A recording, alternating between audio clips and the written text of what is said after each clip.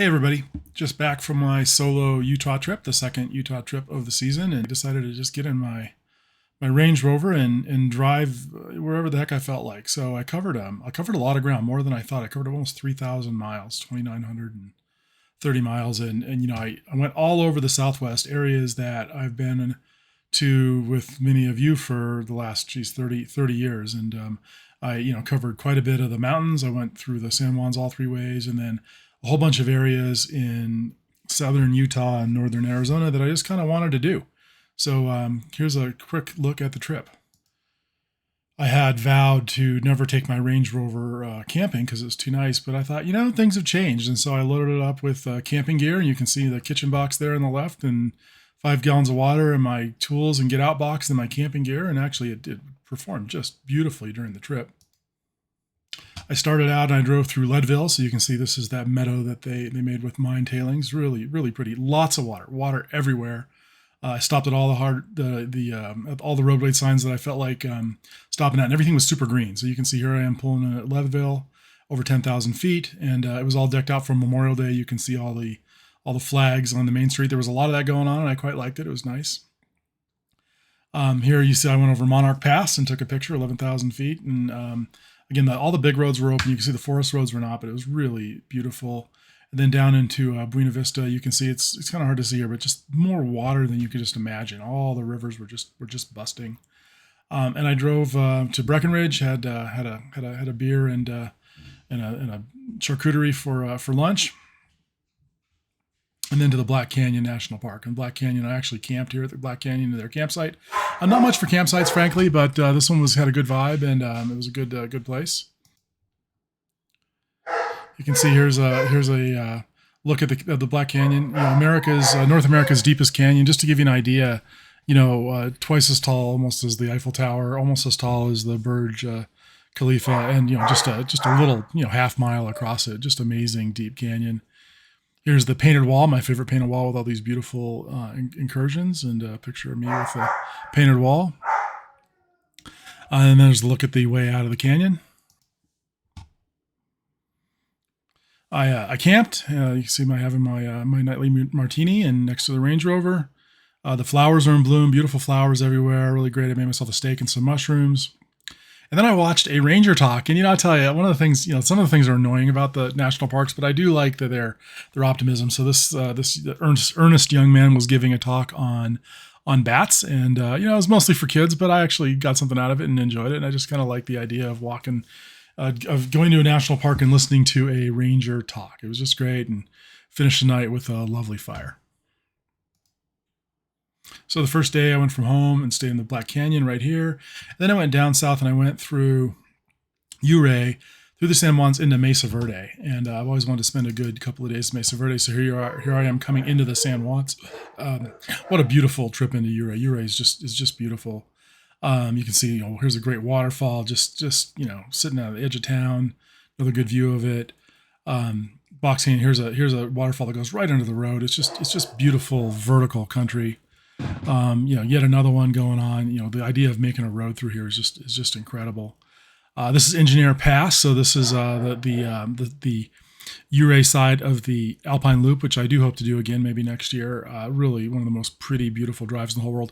I hit the other side of Engineer Pass at Lake City later in the trip. I'll show you. This is just coming up. A lot of snow still, but everything was just really really hot. I stopped in Durango and had a quick lunch. Didn't eat out much. And when I went to Mesa Verde, I actually booked a campsite at Mesa Verde. This is the great museum there with just all the all the pots that they've collected, etc. There was another ranger talk. You can see old style, 100-year-old type national park offices. Just really great. And here's the big house in Mesa Verde.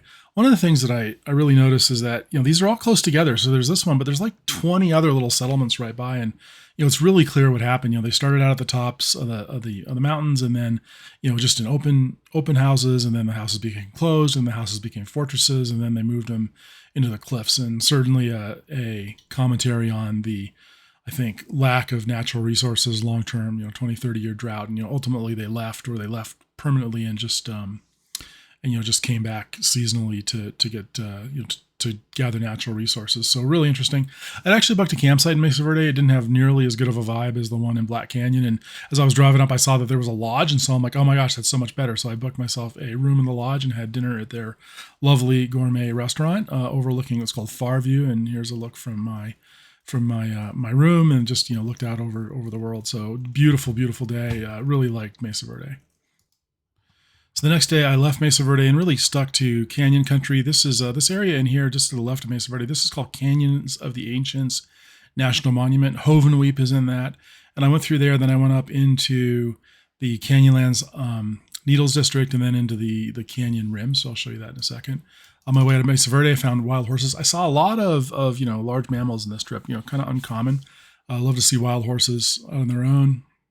This is a pueblo in the canyon of the Ancients, and they have this cover to keep it nice, and you can actually walk in there and see the kivas and things like that. This is the area where they were still living above land. Really, just a very connected network. That's the thing I looked at. This is called the Great Kiva, the biggest kiva I've ever seen, and I think the left side is the winter and the right side is the summer, something like that. But big communal area.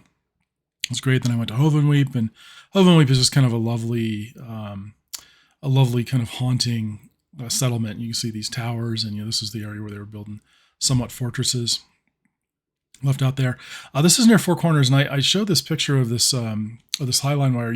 My first real job in life was at a power plant, and power plant is back then, before they were computerized. We were just starting to get computerized when I was there 35 years ago, and there's all these bazillion of buttons and dials and things like that. And then there's this one great big red button in the middle, and that's the only one what it does. It shuts the power plant down in case there's an emergency. And while I was working there, as near as I can tell, this power line went down. They were down to a single line somewhere. You can see there's duals of everything. And the second one went down, and it blew the whole grid. And so all the power plants on the West Coast shut down, including ours, and it was a big emergency. So here, 30 years later, I see the culprit that caused all the trouble. I stopped at the Canyon of the Ancients Museum, or excuse me, Edge of the Cedars Museum, and the beautiful collection of pots, and went through the museum as always, and through their little pueblo. Great museum, worth the $10 or whatever it costs. And then I went out to Canyonlands Needles. I probably shouldn't have driven all the way out, but I did want to see it. It was kind of a long drive, through Indian Creek and Newspaper Rock, and then I camped at the edge at the canyon rims. And I'll tell you, a big trauma for all of us. Let me see if I can find it. The beautiful campsite that we have camped at for so many years at the very edge near the canyon overlook is closed, right? So they've closed them all off, and they said no camping as people are abusing it, but really sad. Probably the best campsite in the whole world at any price. Just beautiful looking over the rims. After looking around a little bit, I did find a perfectly beautiful and serviceable campsite, although not the best campsite in the world. Here's a picture. This is behind the no camping sign. And you see, I made a fire, and it was quite nice, but it wasn't the same. There's my little tent. I love having a small tent for some reason. Had a fire at night, and just to give you an idea of where we were, so I launched the drone, and this is up. So usually where we camp is to the right of here, and you can see the needles, etc., going through. So that's a very nice, just a beautiful part of the world. And the other thing is that, boy, you are alone out here, right? I was the only one in hundreds and hundreds of square miles, and you can see way out there's just nobody anywhere, and Needles is over here to the right. Really a beautiful campsite, but sad to lose the one that we've been camping out for so many years.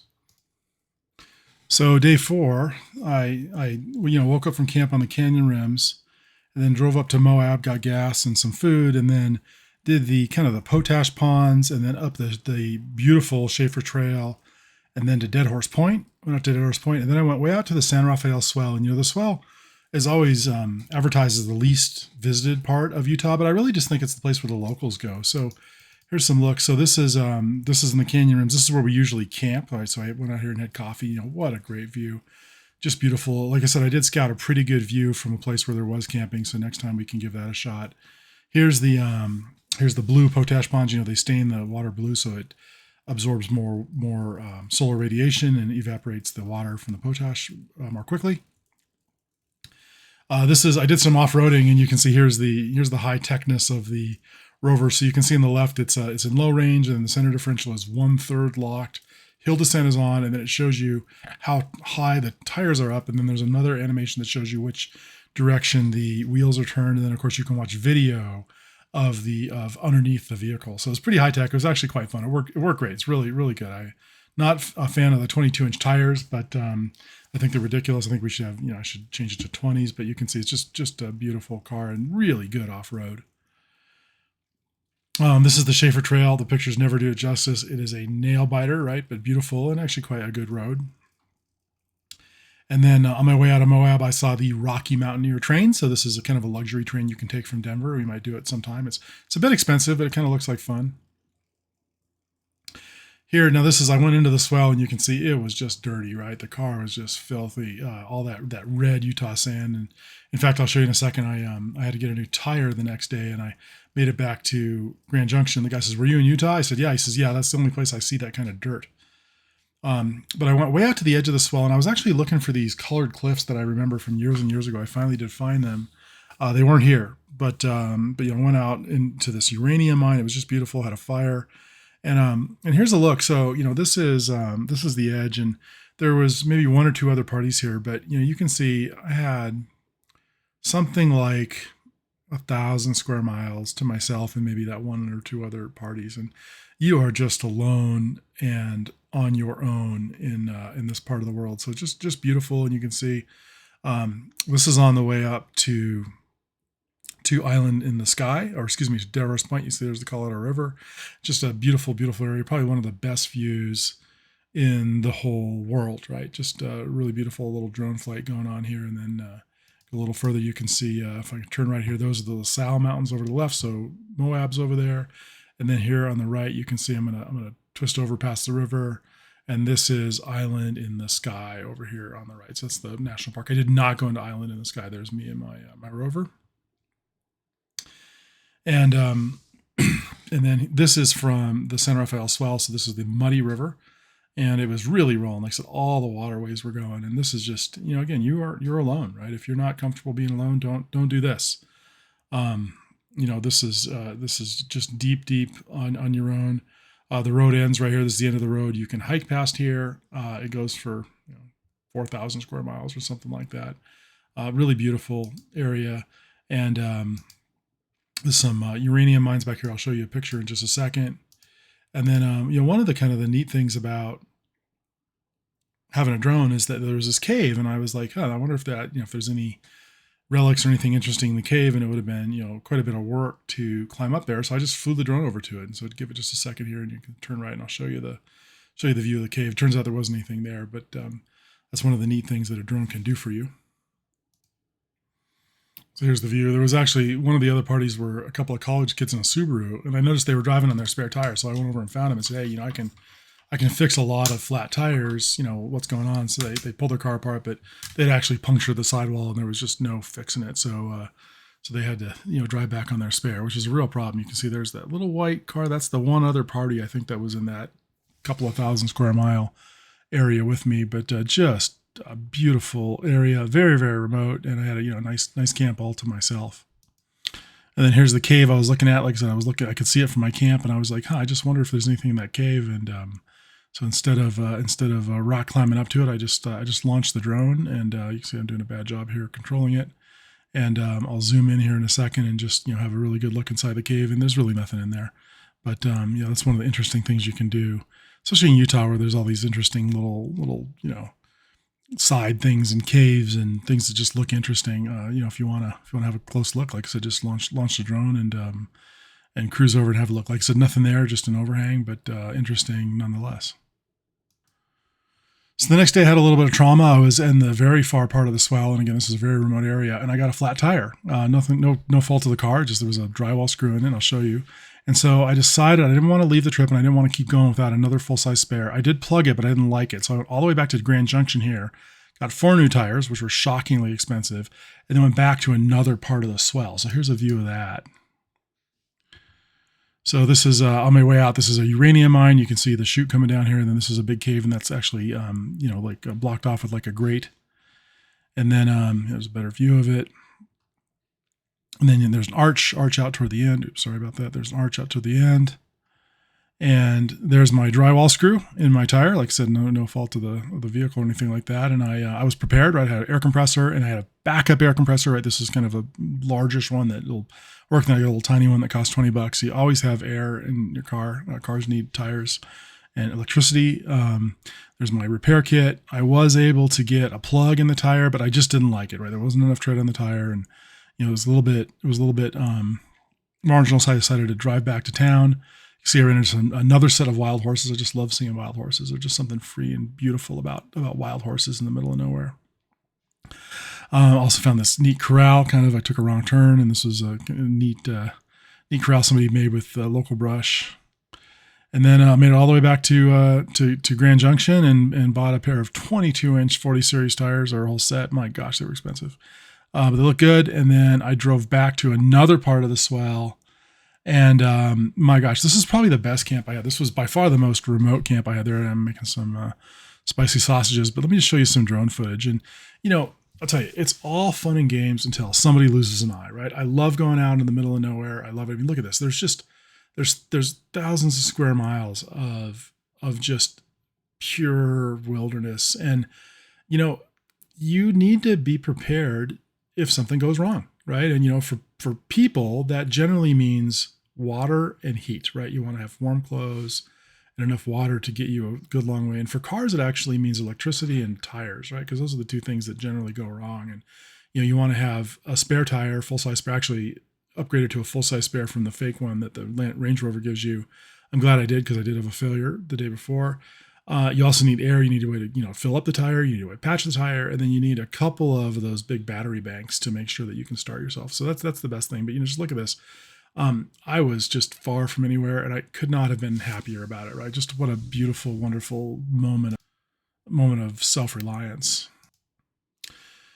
So day 5, my birthday, June 3rd. I actually went in, so I left the swell here, and then I went into this area in Capitol Reef that I've been interested about, and that was the place with the colored cliff that I've been looking for. So I'll show you some pictures of that. So I took probably an 80-mile, off-road detour there. Then I went the incredible Boulder to Escalante run. I went through Bryce. I went past Zion, and then all the way down into Arizona, and that was just great. So here's a look. This is the San Rafael swell. So this is it's actually BLM land until you get to this part. This is the Temple of the Sun, and then here's the Temple of the Moon, right? Temple of the Moon, Temple of the Sun. So you get to them from a BLM land, but they're in the national park itself.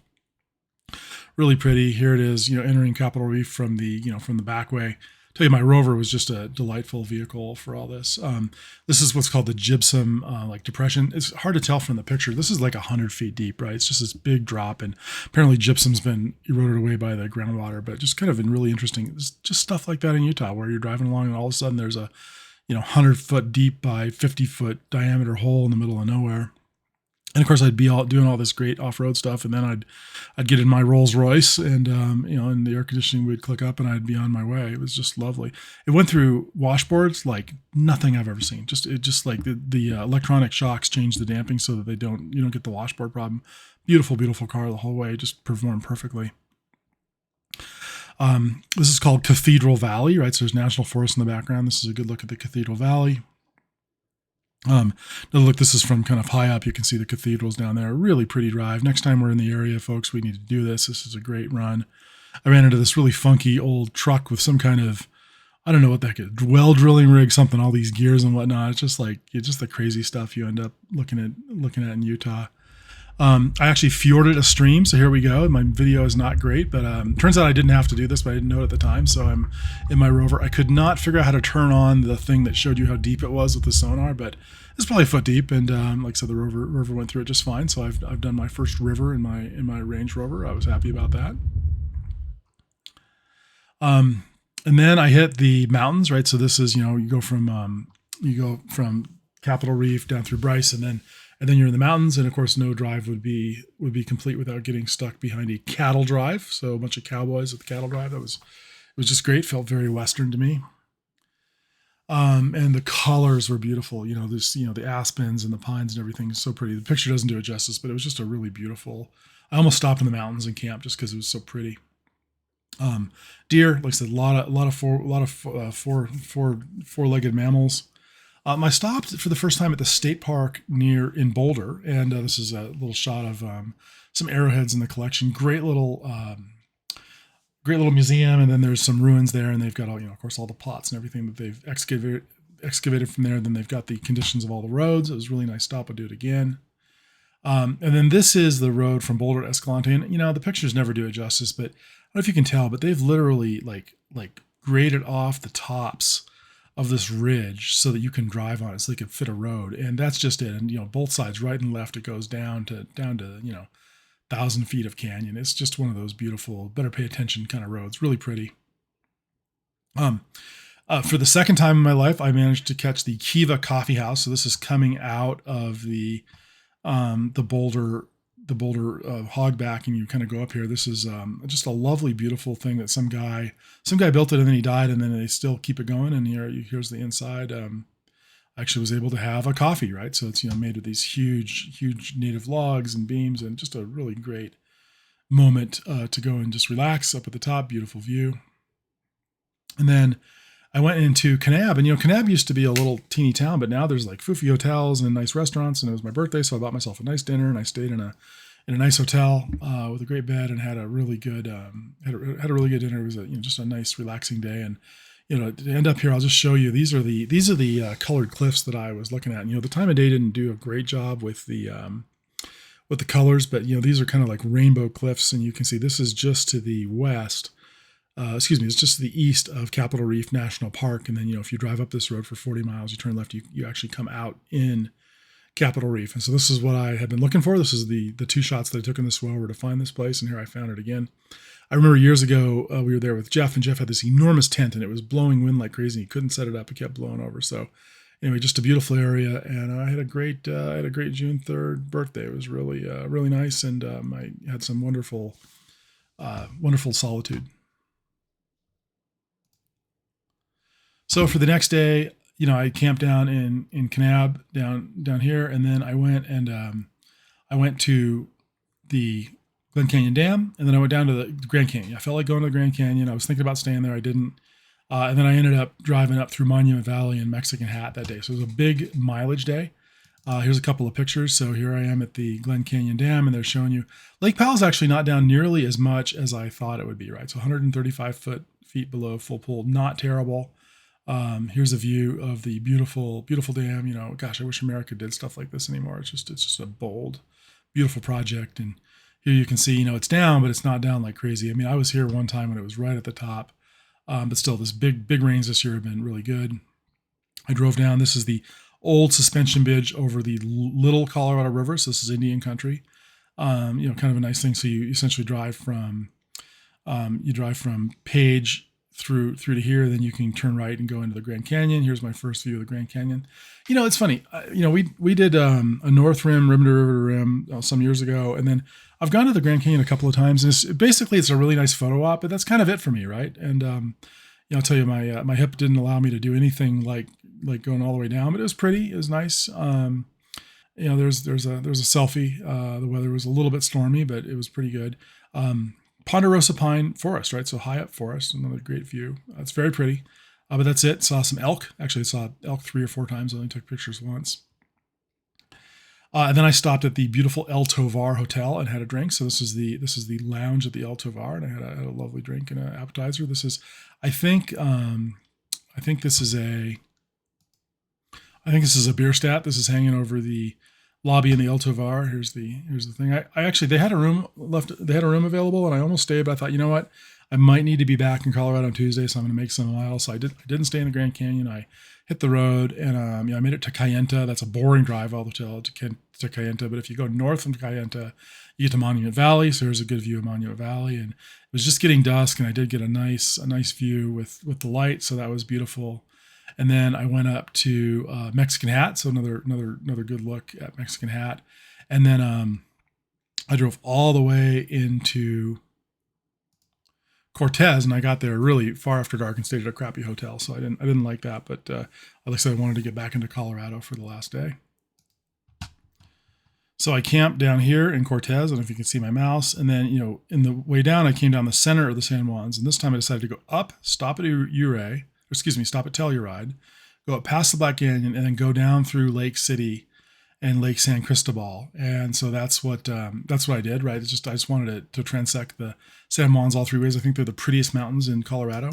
So here's the view. So here I am coming into the mountains. These are the San Juans just to the south of of Telluride. What a beautiful set of mountains. Oh my gosh. The roads were all clear. You could tell the big roads, the high roads weren't, but the big roads were. This is the valley coming into Telluride. I don't know if you can quite see it, but there's the switchbacks coming off of, I think it's Black Bear Pass. What a great drive. I hope to do it again in my life down into that box canyon that is Telluride. Then I came up, went past the Black Canyon again, went down, and then down to Lake City. Lake City is very hard to get to. This is the other side of the Engineer Pass that I showed you earlier. And so Lake St. Clair, this is one of the larger natural lakes in Colorado. And it was actually formed by something called the Slug Mullion earth flow. So I'll show you that in just a second. But I went up high, and this is the earth flow. So it doesn't look like much, but up to the right is this Slug Mullion peak, and like half the peak just peeled off, and there's this loose rock. I don't know if you can quite see it, but the trees on this kind of tan area, they're tilted. And this moves 20 feet a year, and it's moved 20 feet a year for the last 350 years. And so this whole thing's just sliding down, and this is what made Lake San Cristobal. It's just kind of an interesting geological thing. I ran into a fox that was very close to people. I wonder if it had rabies, right? I didn't get out at all, right? It's uncommon to see a fox that close. These are the high mountains. These are the high mountains near the pass. God, so beautiful. You can see where tree line's around 10,000 feet. You can see tree line there. And then coming down, and then I came down onto the beautiful, beautiful plains off the mountains. So lovely. And I camped, and I actually camped in a campsite. I wasn't planning to. I'm not a fan of campsites, but this one didn't have any people at it, and there was a lovely stream nearby. And here I am. There's my little tent, and it was my last night, and it was great to have the last night out. And you see, the only negative is this squirrel really took a very negative liking to me, and he kept chirping at me from a tree all the time. So that was the only negative of the night. Otherwise, just a beautiful camp. So the last day, I camped down here, down the San Juans, and actually took a left at this little red thing right here. I don't know if you can see it, to get into my camp. And then I drove up through Canyon City and then into Colorado Springs to go see my friend Jeff. So here are the last couple of pictures. Some bighorn sheep, like I said, a lot of mammals. This trip, really, really great. I stopped at Canyon City, which has just turned into a big tourist trap. I didn't actually go in. You see there's the bridge and the tram, and there's the cog railway down, and there's the swing. And anyway, it's just a kind of become a tourist trap. It is an interesting canyon. And then I went to the beautiful, so this is the best hogback in the world. This is Skyline Drive outside of Canyon City, Colorado, 1932. And you can see that they really have, cut the edge down in order to fit a road in this thing. And this just looks right over Canyon City, which is to the left. And you can see there's just this little skinny road. And man, is it scary, but it's just beautiful. It's one of the most beautiful drives. Anytime I'm anywhere near there, I always make sure to do that drive. And the way out, there's the Supermax facility in Florence. Drive back, say hi to Ted Kaczynski and El Chapo. And then I was off, and I stopped in Colorado Springs to see my friend Jeff, and Jeff is doing a great job on his remodel. I think he'll be able to move in a couple of weeks, but here's a couple of views. There's some tile being done in the kitchen, and there's shingles. He's having a new roof put in. He got this 120-year-old house, and it was completely trashed, and he's just done a wonderful job of remodeling it. So it's great to see the progress. Every time I come, I'm going to come in a week or so and install a hot water heater for him, and he'll be able to move in. But really, really great. So I had a great time. Like I said, life transition, they don't happen very often, at least not for me. I worked from until I was a teenager until 15 years ago, and then I had a couple of years off by my choice. And then here I have this other time for a break, and I was like, I'm going to take advantage of it. And I want to, remind myself that life is different. I want to remind myself that I can take care of myself, and that you shouldn't be afraid of solitude, and you shouldn't be afraid of your own company, and that you're the only one that takes care of yourself in life. And trips like this help me to remember that and to understand that. So I had a great time, and it was good for me. So thanks for watching.